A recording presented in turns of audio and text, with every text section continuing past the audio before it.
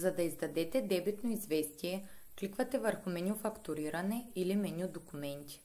След това натискате върху синия бутон Издай. От тук се отваря падащо меню и може да изберете между фактура, кредитно известие и дебитно известие.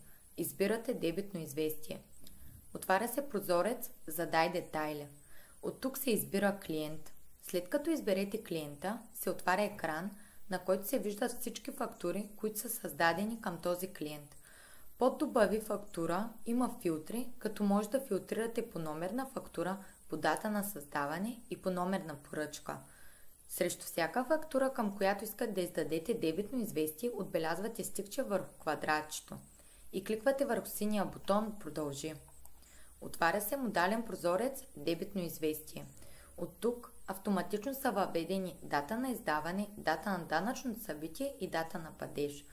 Кликвате върху метод на плащане и може да изберете между банков превод, посттерминал или в брой. След като сте избрали метода на плащане, срещу основание трябва да попълните основанието за издаване на дебитно известие. Ако вие и вашия клиент сте въвели банковите си детайли във вашия профил в софтуера, системата автоматично е попълнила банковите детайли. Ако банковите детайли не са въведени, е необходимо да ги въведете ръчно. Под сума дебит трябва да въведете сумата, която искате да въведете за дебитното известие. В полето Данни за плащане, срещу полето Словом, е необходимо да изпишете с думи крайната сума на плащане. Ако желаете, срещу полето Бележки, можете да въведете допълнителни бележки за дебитното известие. Ако не сте въвели банковите си детайли във вашия профил в софтуера, е необходимо да ги въведете ръчно под банкови детайли на доставчик. Ако желаете дебитното известие да бъде на друг език, различен от този, в която държава се намирате, е необходимо да кликнете върху Преводи.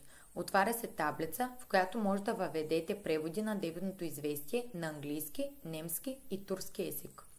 След като сте въвели преводи, трябва да кликнете върху бутона Запази и изпрати и по този начин вие успешно изпратите дебитно известие към вашия клиент.